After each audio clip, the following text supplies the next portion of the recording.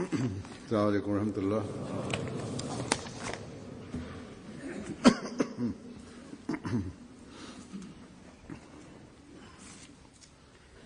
أشهد أن لا إله إلا الله وحده لا شريك له وأشهد أن محمدًا عبده ورسوله أما بعد فأعوذ بالله من الشيطان الرجيم بسم الله الرحمن الرحيم الحمد لله رب العالمين الرحمن الرحيم مالك يوم الدين إياك نعبد وإياك نستعين اهدنا الصراط المستقيم صراط الذين أنعمت عليهم غير المغضوب عليهم ولا الضالين ولنبلونكم بشيء من الخوف والجوع ونقص من الأموال والأنفس والثمرات وبشر الصابرين الذين إذا أصابتهم مصيبة قالوا إنا لله وإنا إليه راجعون. इन आयत का तर्जुमा ये है कि हम Terjemah dari ayat tersebut adalah kami pasti akan menguji kamu dengan kerugian buah-buahan, harta, jiwa, dan berikanlah kabar suka kepada orang-orang yang sabar. Dan orang-orang yang ketika mereka ditimpa musibah, mereka mengatakan pasti bahwa kami adalah milik Allah Ta'ala dan kami pasti akan kembali kepadanya. Di dalam ayat tersebut disebutkan keistimewaan, kekhususan orang-orang mukmin yang mereka perlihatkan ketika mereka mendapatkan kesulitan atau musibah. Allah Ta'ala berfirman bahwa seorang mukmin yang hakiki bisa diketahui ketika mereka memiliki keistimewaan tersebut. Terkadang orang-orang mukmin mendapatkan kerugian secara pribadi atau secara jemaat. Tapi seorang mukmin yang hakiki dari berbagai kerugian seperti apapun, mereka sembari mencari keridhaan Allah Ta'ala, mereka senantiasa mendapatkan kesuksesan. Dan memang hendaknya seperti itu. Hadrat Masih Maud alaihissalam dari berbagai tulisan, dari berbagai sabda, beliau menjelaskan dengan cukup detail topik tersebut dan dari berbagai sudut pandang. Pada saat ini saya akan sampaikan beberapa referensi dari Hadrat Masih Maud alaihissalam.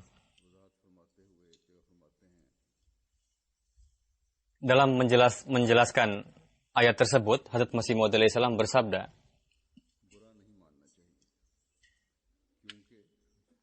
janganlah menganggap musibah itu sesuatu yang buruk, karena orang yang menganggap musibah sebagai sesuatu yang buruk, dia bukanlah mukmin. Allah Ta'ala berfirman, وَلَنَبْلُوَنَّكُمْ بِشَيْءٍ مِنَ الْخَوْفِ وَالْجُوعِ وَنَقْصٍ مِنَ الْأَمْوَالِ وَالْأَنْفُسِ وَالثَّمَرَاتِ وَبَشِّرِ الصَّابِرِينَ alladzina idza asabathum musibatun qalu inna lillahi wa inna ilaihi raji'un. Inilah kesulitan-kesulitan ketika ini menimpa para rasul, maka kesulitan tadi memberikan kabar suka kepada para rasul. Dan ketika kesulitan musibah ini datang kepada orang-orang yang buruk, maka musibah ini menghancurkan mereka. Ketika mendapatkan musibah, hendaknya membaca innalillahi wa inna ilaihi raji'un. Bahwa dalam kondisi seperti itu, mintalah keridhaan Allah Ta'ala. Seorang mukmin memiliki dua bagian, yakni mukmin yang melakukan, orang yang melaksanakan amalan saleh, Allah Ta'ala menganugerahkan ganjaran kebaikan, dan ganjaran dari kebaikan itu sangatlah besar. Allah Ta'ala berfirman, inilah orang-orang yang sabar, yang telah memahami Allah Ta'ala. Allah Ta'ala membagi dua bagian kehidupan mereka yang memahami makna sabar. Yang pertama adalah ketika dia berdoa, yakni orang yang bersabar, Allah Ta'ala mengabulkan doa-doanya. Sebagaimana berfirman, Ud'uni astajib lakum. Ujibu da'watad da'i idza da'an. Yang kedua, terkadang Allah Ta'ala disebabkan karena kemaslahatan yang lain, Allah Ta'ala tidak mengabulkan doa orang mukmin. Pada saat itu, orang mukmin untuk meraih keridhaan Allah Ta'ala, mereka menerima hal itu. Dan terkadang dikatakan bahwa orang Allah Ta'ala seperti layaknya teman bagi orang mukmin, seperti dua teman, yakni terkadang dia mengabulkannya perkataan seorang, dan terkadang ada hal lain. Terkadang Allah Ta'ala mengabulkan doa mukmin, seperti dikatakan ud'uni astajib lakum, dan terkadang dia pun ingin menguji orang mukmin. Allah Ta'ala berfirman, walanabluwannakum bisyai'im minal khauf. Jadi untuk memahami hal ini merupakan kejujuran bahwa janganlah memaksakan satu sisi saja. Bersabda, hendaknya tidak bersedih seorang mukmin ketika menghadapi musibah. Dia tidaklah lebih unggul, lebih hebat dari seorang nabi. Sebenarnya adalah ketika mengalami musibah, sedang mengalir mata air nikmat. Lalu beliau bersabda, orang-orang terkasih Allah Ta'ala, mereka tidak mendapatkan musibah karena dosa-dosa, bukan. Beliau bersabda, orang-orang mukmin pun mendapatkan musibah. Sebagaimana, lihatlah Rasulullah SAW ketika beliau mendapatkan masa-masa penderitaan dan masa-masa kenikmatan. Jika Rasulullah SAW tidak mendapatkan kesulitan, maka bagaimana kita bisa menjelaskan berkenaan dengan akhlak mereka?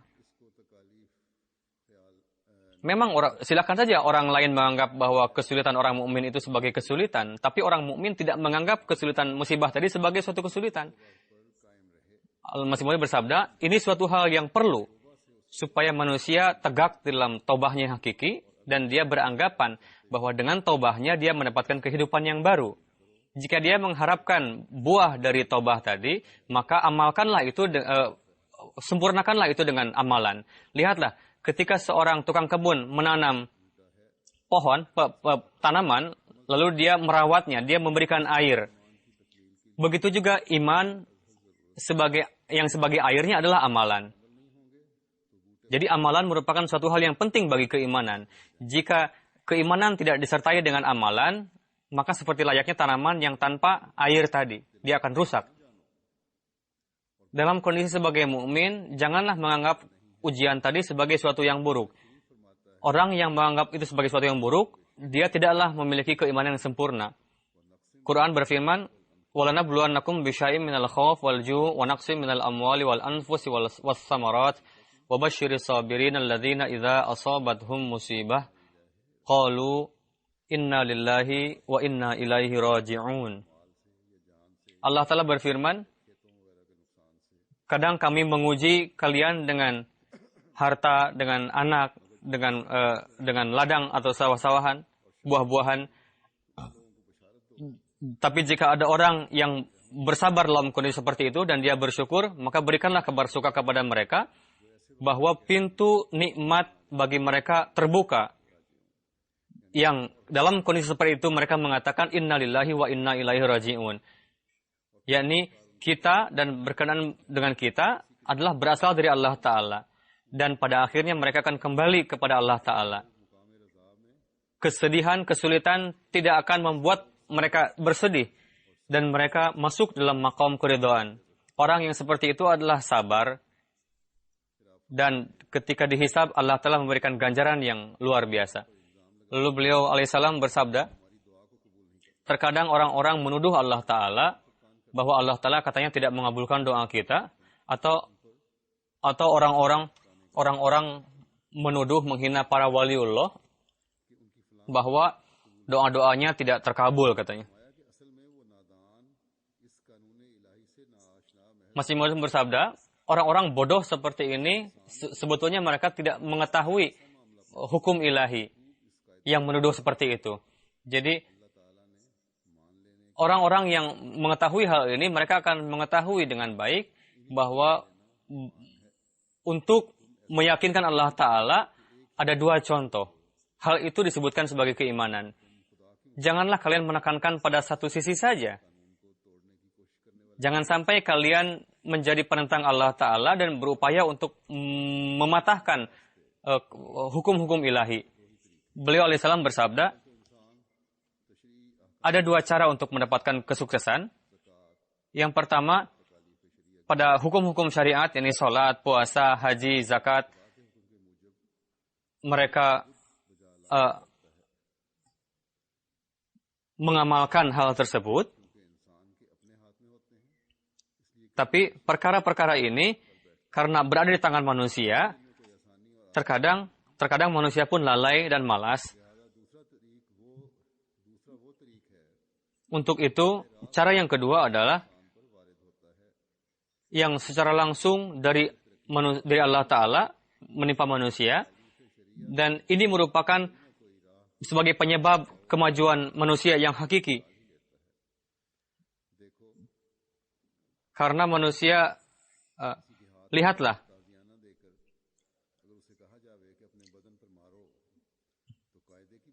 jika dikatakan kepadanya, pukullah badan kamu, maka ini merupakan pada akhirnya akan timbul kecintaan kepada badannya sendiri, kepada tubuhnya. Siapa yang ingin merugikan tubuhnya sendiri? Untuk itulah, untuk menyempurnakan manusiawi, Allah Ta'ala memberikan cara yang kedua, وَلَنَبْلُوَنَّكُمْ بِشَيْءٍ مِنَ الْخَوْفِ وَالْجُوعِ وَنَقْصٍ مِنَ الْأَمْوَالِ وَالْأَنْفُسِ وَالثَّمَرَاتِ وَبَشِّرِ الصَّابِرِينَ الَّذِينَ إِذَا أَصَابَتْهُمْ مُصِيبَةٌ قَالُوا إِنَّا لِلَّهِ وَإِنَّا إِلَيْهِ رَاجِعُونَ.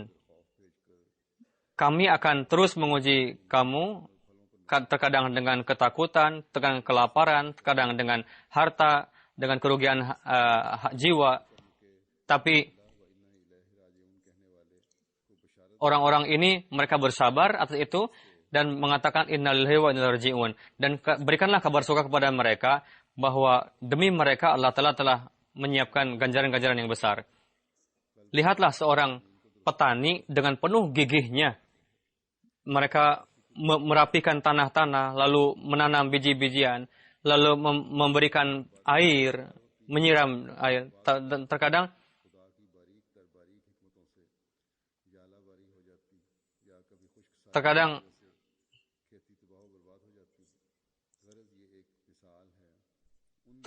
sawah tadi pun rusak karena suatu kekeringan. Jadi inilah permisalan jumlah kesulitan tadi adalah merupakan takdir ilahi. Yang namanya merupakan kesulitan takdir ilahi. Jadi itulah orang umat muslim yang diberikan ajaran suci, itu menjadi satu pelajaran bagi mereka, dan ini merupakan bagian bagi orang-orang muslim. Jadi hendaknya hal-hal ini kita perhatikan. Janganlah tersirat di dalam pikiran kita bahwa kenapa Allah Ta'ala memberikan kita musibah-musibah yang besar, ujian-ujian yang besar, yang berat, atau tidak juga karena dicemoohkan oleh para penentang, atau ada orang yang mengatakan jika memang Allah Ta'ala dengan menyertai kalian, kenapa kalian mendapatkan kerugian? Janganlah berpikir seperti itu. Jadi bagaimana Masih Maud alaihissalam menjelaskan dalam sabda-sabda tadi, saya akan sampaikan beberapa poin-poin. Beliau bersabda, hendaknya diingat senantiasa bahwa ketika kesulitan, musibah menimpa para rasul atau kekasih Allah Ta'ala,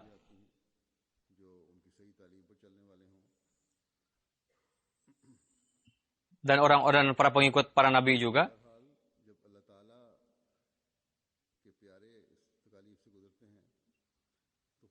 ketika kekasih Allah Ta'ala melewati ujian-ujian tersebut, kesulitan-kesulitan tersebut, maka untuk memasukkan, bukanlah untuk memberikan hukuman kepada mereka, melainkan Allah Ta'ala ingin memberikan kabar suka kepada mereka.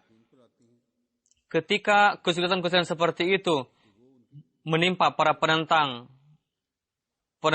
umat Islam atau musuh-musuh, maka itu menjadi penghancur bagi mereka dan menghancurkan mereka.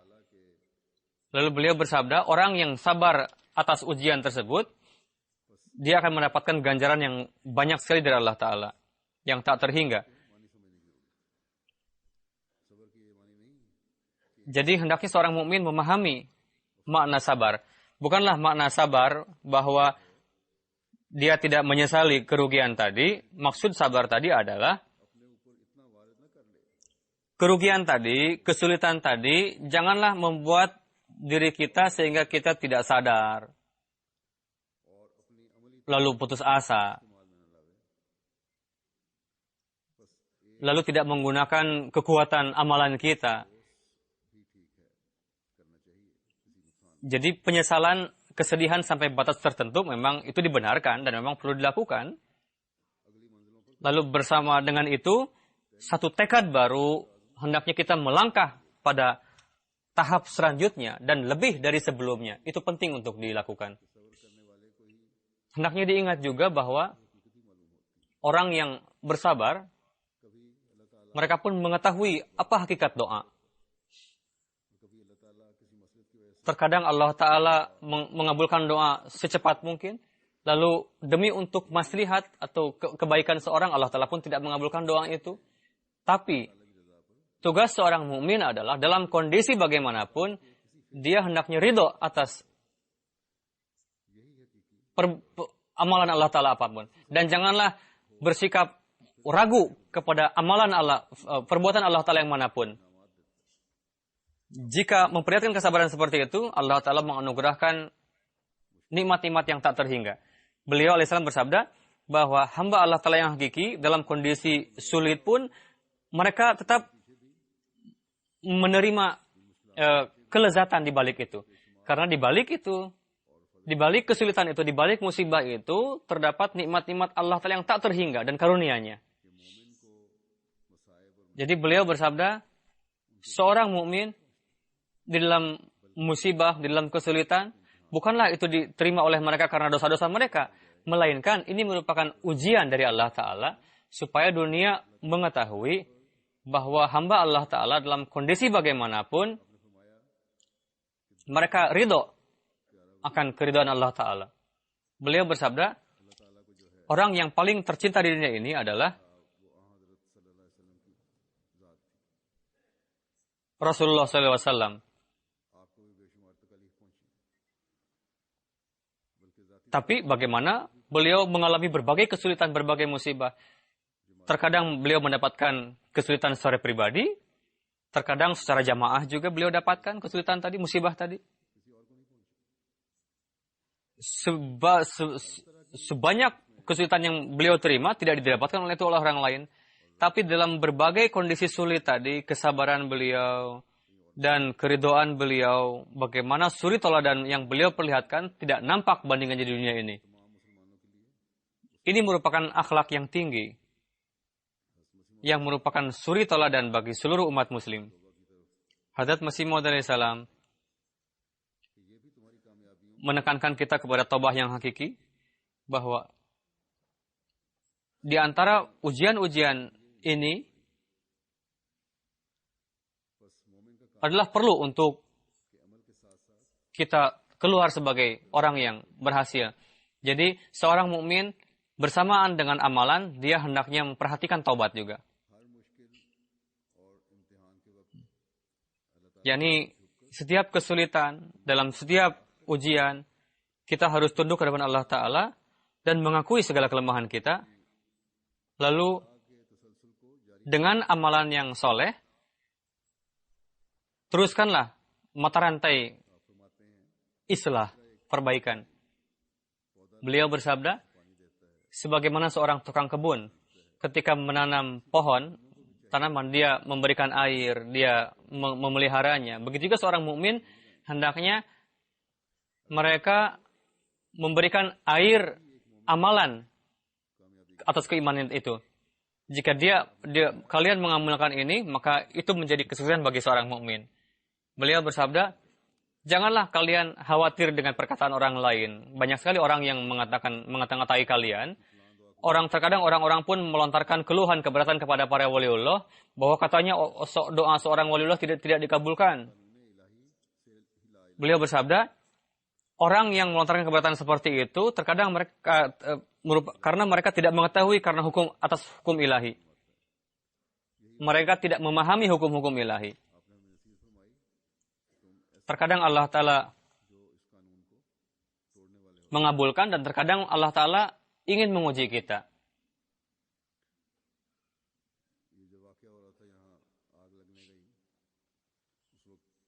Jadi ketika terjadi peristiwa kebakaran di sini, ada seorang mengatakan, katanya seorang Ghair Ahmadi mengatakan kepada dia mengatakan, jika doa kalian ini dikabulkan, kenapa kalian mendapatkan musibah kebakaran seperti ini, katanya. Dia tidak berpikir, apakah orang Ahmadi ini menjawab orang itu, apakah Rasulullah SAW tidak mendapatkan musibah atau kesulitan seperti ini? Tidak melewati musibah-musibah seperti ini? Beliau alaihissalam bersabda, janganlah kalian menjadi orang-orang yang mematahkan hukum-hukum ilahi. Beliau bersabda, musibah akan terus berlangsung bagi orang-orang mukmin, datang dan terus berlalu.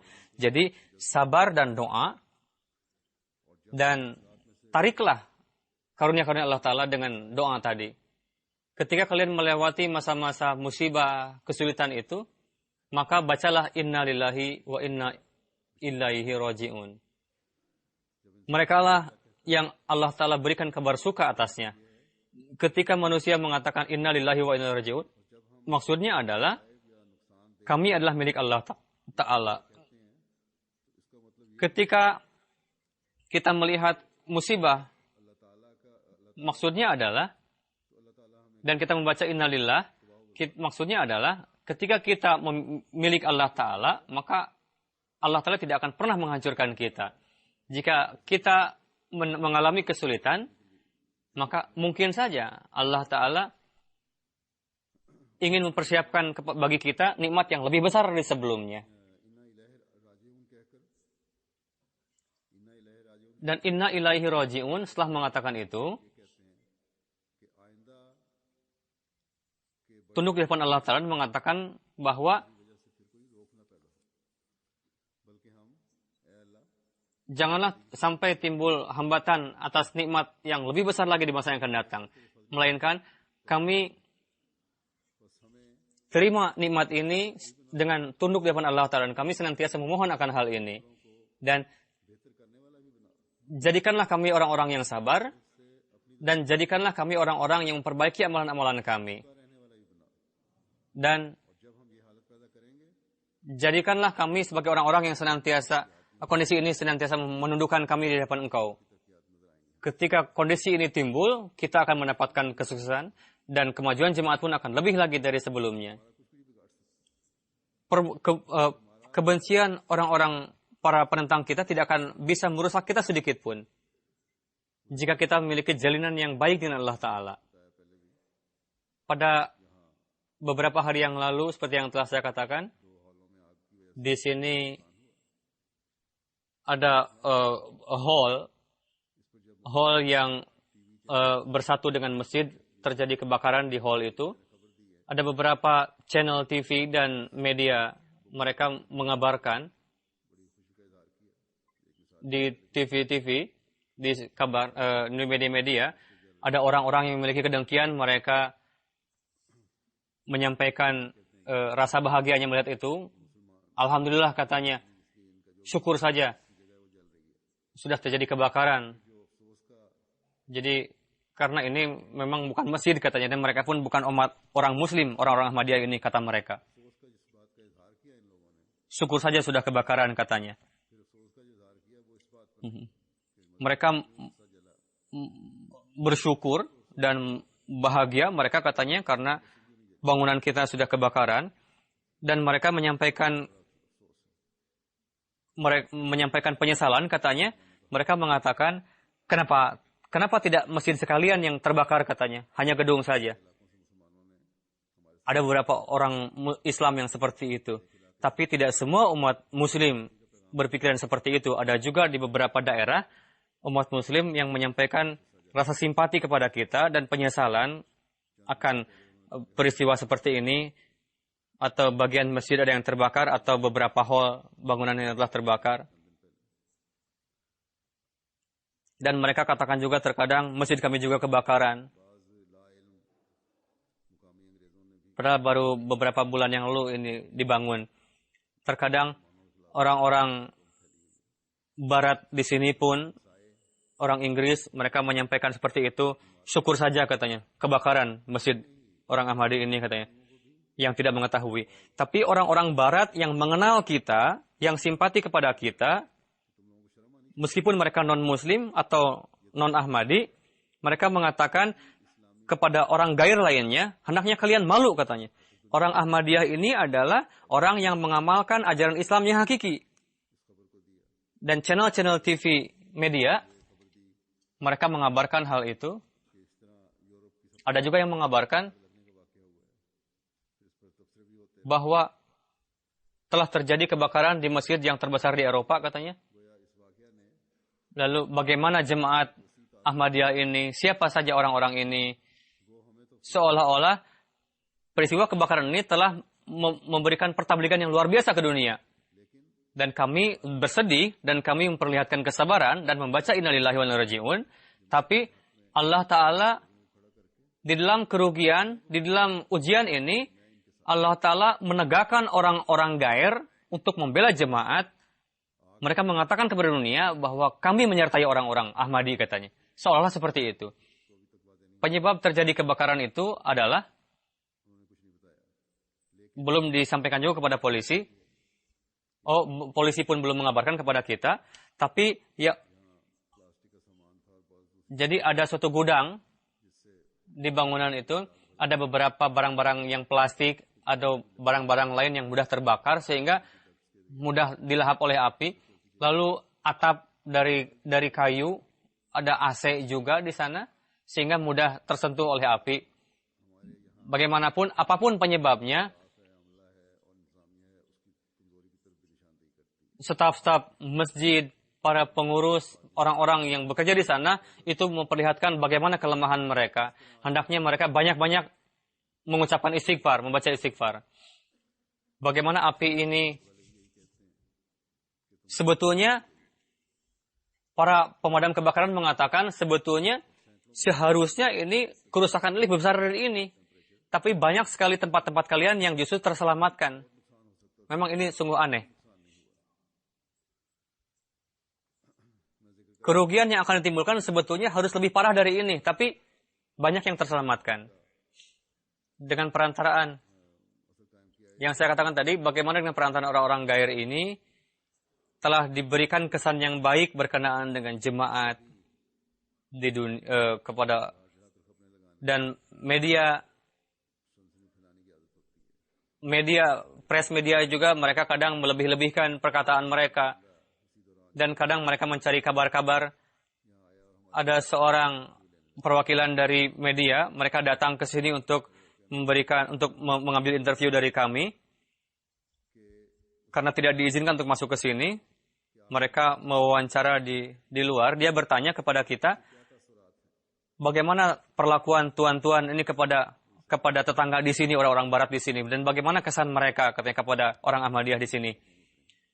Pada saat itu ada mobil terhenti di dekat wawancara itu, ada seorang wanita yang keluar dari mobil, lalu datang mendekat. Orang perempuan itu mengatakan bahwa saya adalah tetangga orang Ahmadiyah di sini, saya tinggal di sini, lalu saya siap untuk menolong masjid kebakaran ini. Lalu ada perwakilan dari gereja 2, ada perwakilan orang-orang lain yang datang ke sini memberikan kesan yang baik atas keberadaan orang jemaat di sini. Lalu si wartawan tadi mengatakan, kalau begitu saya sudah mendapatkan jawabannya. Anda tidak perlu menjawab lagi karena wanita ini sudah menjawabnya, katanya.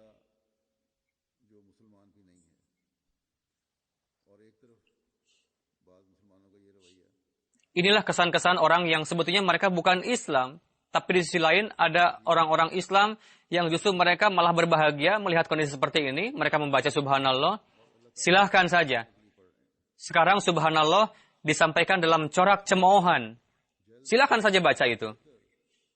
Tapi insya Allah Ta'ala, dengan segera lebih baik dari ini, dan lebih cantik dari ini, kita akan bangun. Dan kita akan membaca subhanallah yang lebih baik dari ini, yang hakiki. Seperti yang saya katakan, diuji adalah sunnah Allah Ta'ala. Dan dikatakan juga, tidak diketahui apa sebetulnya penyebabnya, dan bagaimana ini bisa terjadi. Jika memang ini ada rencana buruk, ada makar, maka ini tidak bisa menghalangi kemajuan jemaat.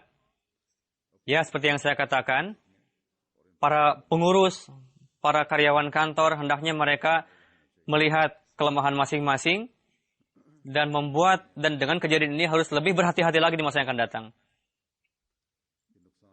Seperti yang saya sampaikan pada khutbah Id yang lalu, bahwa memberikan kerugian atau membakar, tujuan membakar tadi tidak adalah untuk menghancurkan maksud-maksud dari seorang nabi atau jemaat.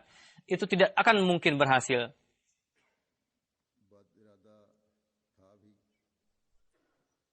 Jika ada niatan buruk dari seseorang, memang bisa saja kita mendapatkan kerugian, dan mendapatkan kerugian yang sedikit saja. Dan Allah Ta'ala memberikan kabar suka kepada orang-orang yang bersabar. Dengan pendakwaan Hazrat Masih Maud alaihissalam, penentangan kepada beliau, makar, itu terus berlangsung kepada beliau. Tapi apa yang terjadi dari penentangan itu, justru kemajuan jemaat terus nampak kepada kita di setiap tempat. Api adalah api yang zahir, tapi ada satu api, yakni kedengkian di dalam hati manusia, kebencian. Itu merupakan api juga. Meskipun yang terbakar ini adalah bangunan yang tersambung dengan masjid, dan insya Allah Ta'ala kerugian kita ini akan tergantikan, dan insya Allah Ta'ala kita akan menjadi orang-orang yang mengambil bagian dari kabar suka Allah Ta'ala ini. Kesabaran doa ini, insya Allah Ta'ala akan mengambil, tapi dengan api yang zahir ini, api kedengkian para penentang terus berkobar. Seperti yang saya katakan, banyak sekali orang yang bahagia dengan peristiwa kebakaran ini, tapi mereka pun mulai menyampaikan penyesalan bahwa kenapa masjid mereka tidak terbakar juga, katanya. Kenapa mereka hanya mendapatkan kerugian sedikit saja? Harusnya banyak sekali kerugian yang menimpa orang Ahmadi ini, katanya. Seolah-olah api zahir ini dilontarkan untuk menentang kita, itu pun membakar hati para penentang Masih Maud alaihissalam dalam corak kedengkian. Jadi tugas jemaat Ahmadiyah tidak terhenti pada saat itu ketika terjadi peristiwa kebakaran.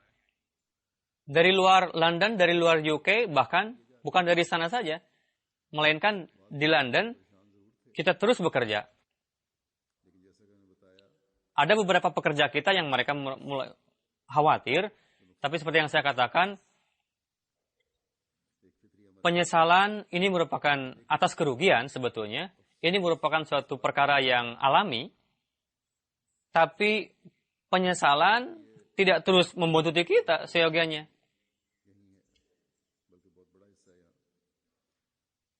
Ada juga pengaturan MTA juga di sini, di bangunan ini. Saat itu akan diadakan acara live program Rahe Huda. Tapi pihak MTA mengatakan program MTA ini, program Rahe Huda, akan dihentikan dulu. Oh, tidak, akan disampaikan dalam bentuk recording katanya. Tidak akan disampaikan dalam bentuk live. Karena tempatnya terbakar.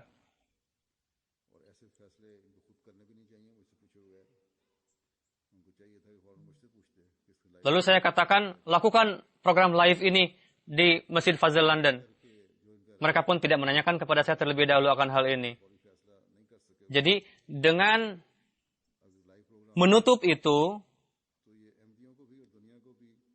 jika tidak ada program live TV, maka ini justru akan memberikan peluang atau pesan kepada dunia bahwa disebabkan karena kebakaran ini, pengaturan di masjid ini menjadi rusak katanya. Memberikan kesan seperti itu kepada luar.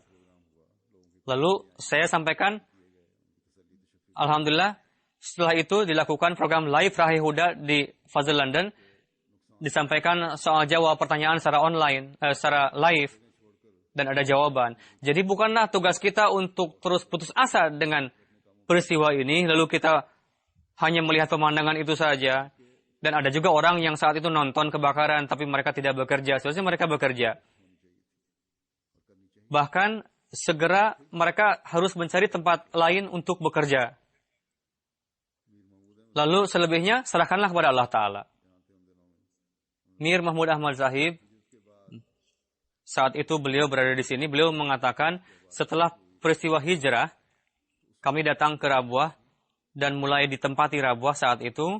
Saat itu kondisi keuangan jemaat sangatlah lemah dan ada tantangan untuk membuat kota baru, yakni Rabwah, membangun bangunan-bangunan, membangun masjid. Jadi bagaimana membuat kota di dalam suatu tempat yang betul-betul kosong, membuat dari nol lagi. Saat itu Masjid Mubarak ketika dibangun selesai, lalu dikatakan ini belum selesai sempurna katanya masjid ini. Jadi ini katanya atap ini belum dibuat secara baik, ini akan runtuh lagi katanya. Hazrat Muslim Maud radhiyallahu anhu hadir di masjid untuk salat, lalu beliau hadir berdiri di dekat pintu. Beliau melihat, bersabda, dikatakan bahwa ini akan bisa runtuh, lalu perhatikanlah ini, jika memang ini benar, begitu lemahnya bangunan ini sehingga bisa runtuh, maka terpaksa dibuat lagi, maka baiklah. Meskipun ada ujian-ujian lainnya, ini pun suatu ujian. Ketika diperkirakan harta jemaat pada saat itu, keuangan, itu bisa memahami hal kondisi itu.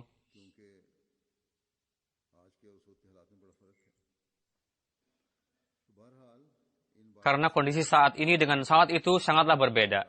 Jadi bagaimanapun, janganlah menyebabkan kita ketakutan atas peristiwa ini. Jika memang peristiwa ini merupakan ujian, maka kita hendaknya berjanji bahwa dengan amalan kita hendaknya membuktikan bahwa kita tunduk di depan Allah Ta'ala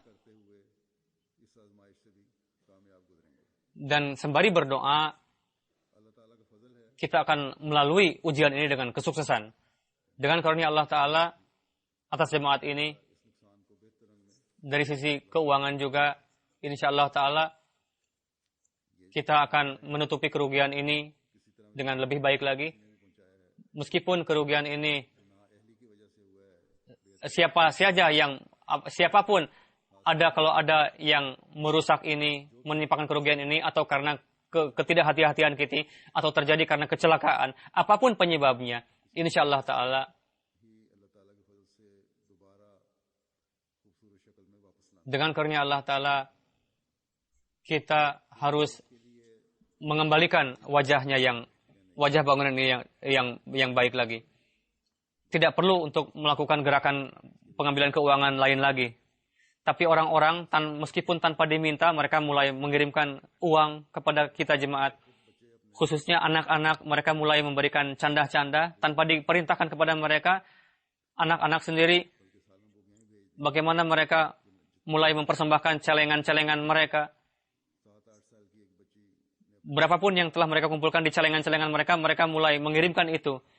Ada 6-7 tahun umur anak-anak, mereka mengatakan kepada ayah mereka bahwa kami biasa bermain di dalam bangunan yang terbakar itu, kami membuat acara-acara di dalam bangunan itu. Hendaknya kita menyumbangkan uang kita, katanya, untuk bangunan ini. Ini adalah anak-anak kecil, katanya. Jadi seberapapun uang yang terkumpul di dalam celengan saya, hendaknya disumbangkan untuk membangun bangunan ini. Jadi ketika anak sebuah kaum bisa melakukan hal seperti ini, maka siapalah yang bisa menimpakan kerugian kepada kaum yang seperti itu.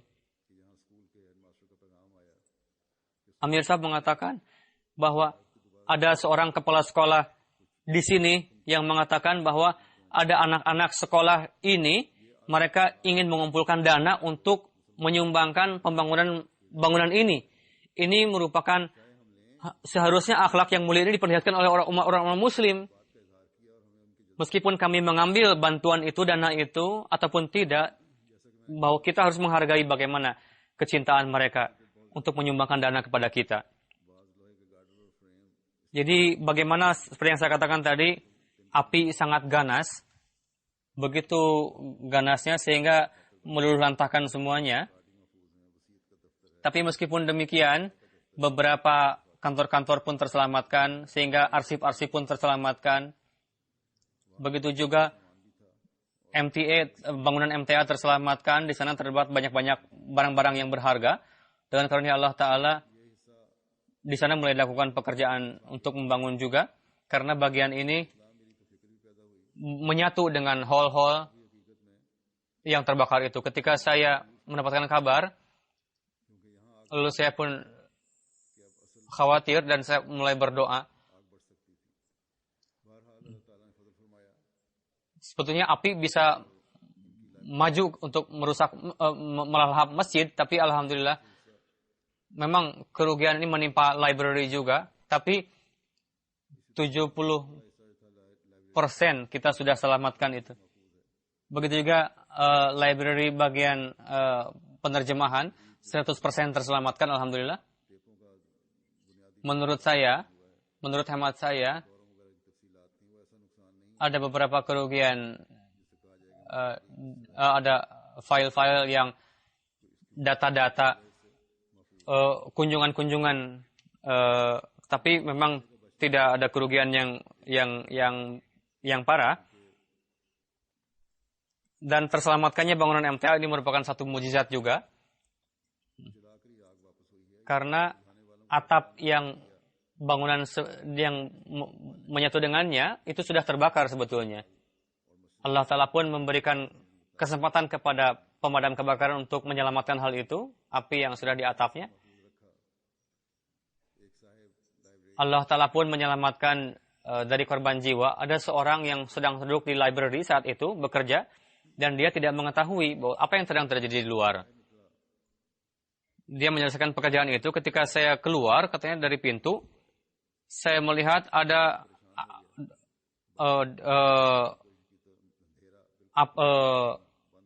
api yang cukup ganas. Dia pun keheranan. Asap yang tebal, hitam katanya, dan tidak nampak apapun. Napas saya pun mulai terhenti. Saat itu, saya melihat di jendela, di dinding, mulai melihat karena asap tadi, napas saya pun terhenti. Bagaimana Allah Ta'ala telah bersabda kepada Masih Maud alaihissalam bahwa api merupakan hamba engkau dan hamba dari hamba engkau. Lalu nampaknya saya akan jatuh ke bawah, katanya. Dan dia jatuh.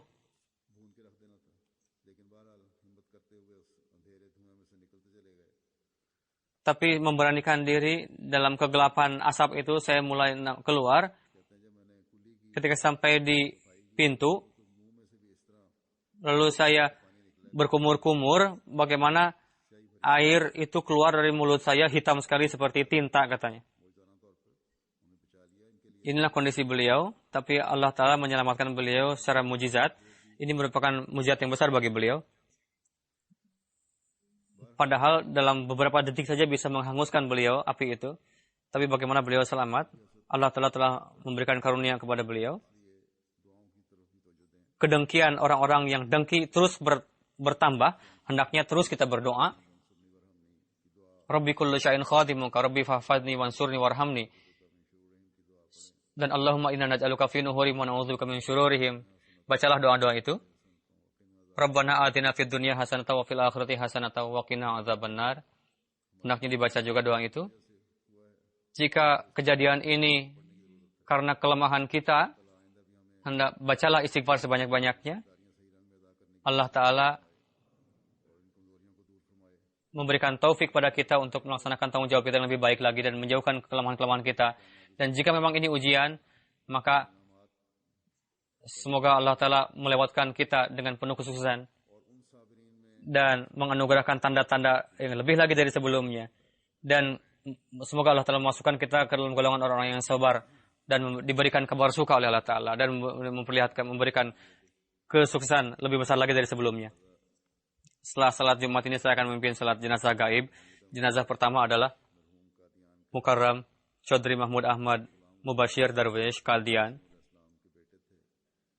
yang merupakan putra dari Chaudhry Ghulam, sahabat Masih Maud alaihi salam. Pada 18 September, beliau wafat di Kadian. Innalillahi wa inna ilaihi raji'un.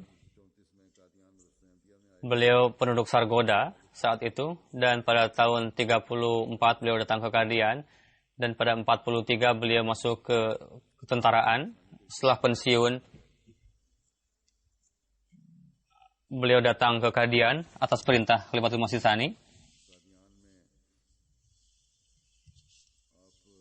Dan di Kadian, beliau berkhidmat di dalam berbagai lembaga jemaat sebagai wakil dari editor dan editor juga di Anjuman juga di Shah Jahanpur. Beliau di kantor-kantor Jaidat juga berkhidmat. Bekerja juga di kantor Da'watut Tabligh dan Tarbiyat. Lalu dari situ beliau pensiun.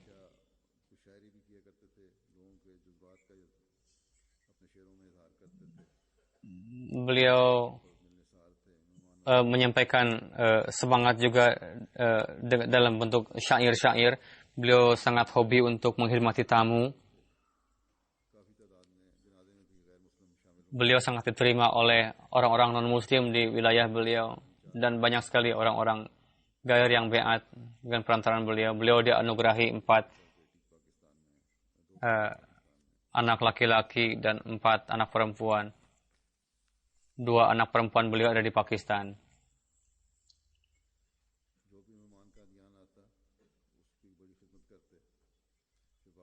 Tamu manapun yang datang ke Kadian, beliau biasa mengkhidmati mereka, meskipun beliau mengenali atau tidak mengenalinya.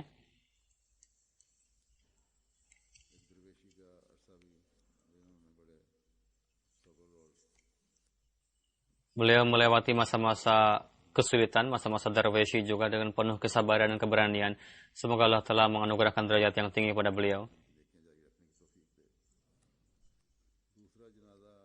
Semoga anak-anak beliau juga diberikan taufik untuk bisa melanjutkan kebaikan beliau.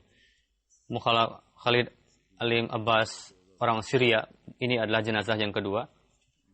Pada tahun 27 Agustus, karena terhentinya gerakan jantung beliau wafat. Innalillahi wa inna ilaihi raji'un. Beliau termasuk ke dalam Ahmadi lama di Syria.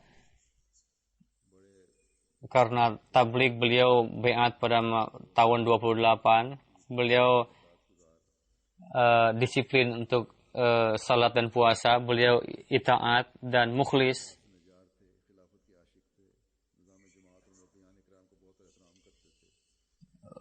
Beliau mencintai khilafat dan menghormati para mubalik dan sangat mencintai setiap orang. Dan beliau sangat dawam melaksanakan salat Jumat. Meskipun rumah beliau paling jauh, tapi beliau selalu hadir paling awal. Beliau sangat hobi untuk memberikan azan. Meskipun usia beliau tua, tapi beliau nampak seperti muda. Dan beliau dawam mendengarkan khutbah. Beliau sampai akhir hayat beliau melaksanakan janji baiat dengan baik. Dan beliau pernah hadir di Jalsah UK. Seluruh mubalik yang pernah tinggal dengan beliau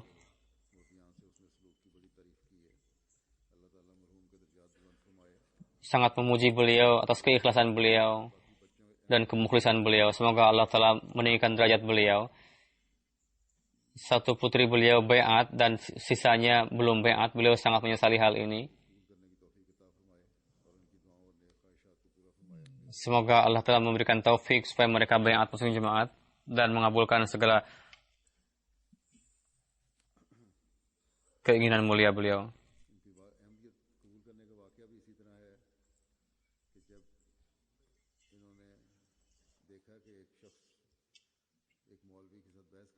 Ketika beliau melihat ada seorang yang sedang dialog dengan seorang maulwi, dan maulwi terus mengatakan kafir-kafir kepada orang itu, lalu beliau mulai mengetahui siapa yang dikatakan kafir ini, bahwa orang ini sebetulnya Ahmadi. Lalu beliau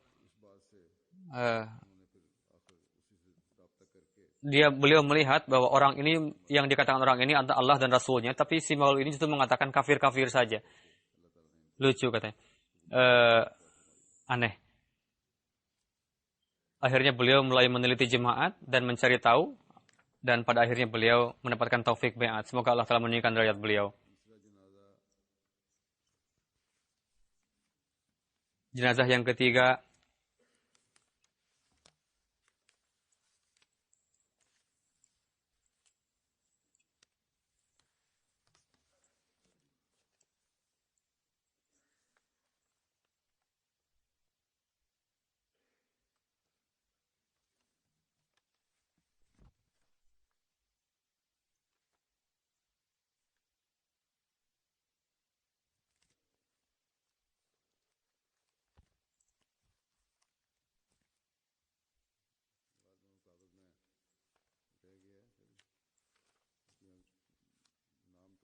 nampaknya kertas mengenai data beliau tertinggal. Namanya saya tidak ingat. Beliau adalah seorang Ahmadi Syria. Dalam kondisi peperangan di sana, beliau terkena potongan percikan bom sehingga meninggal. Semoga Allah telah menganugerahkan derajat yang tinggi kepada beliau. Dan doakan juga untuk kondisi Syria. Semoga Allah telah memperbaiki kondisi di sana. Dan semoga Allah telah memberikan akal kepada orang-orang muslim di sana, alih-alih saling memotong leher sesama mereka. Semoga mereka menjadi muslim yang hakiki dan tercipta kasih sayang di dalam diri mereka dan mendapatkan taufik untuk mengimani imam yang telah diutus oleh Allah Ta'ala. Amin.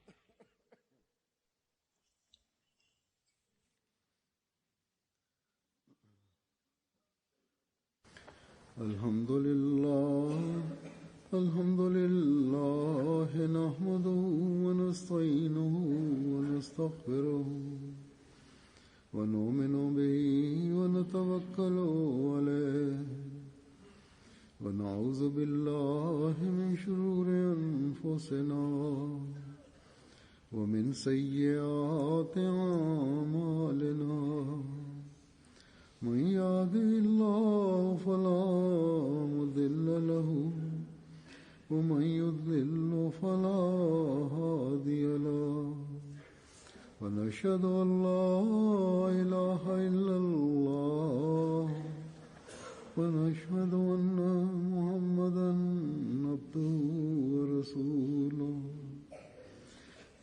عباد الله رحمكم الله إن الله يأمر بالعدل والإحسان وإيتاء ذي القربى وينهى عن الفحشاء والمنكر والبغي يعظكم لعلكم تذكرون اذكروا الله يذكركم وادعوه يستجب لكم ولذكر الله أكبر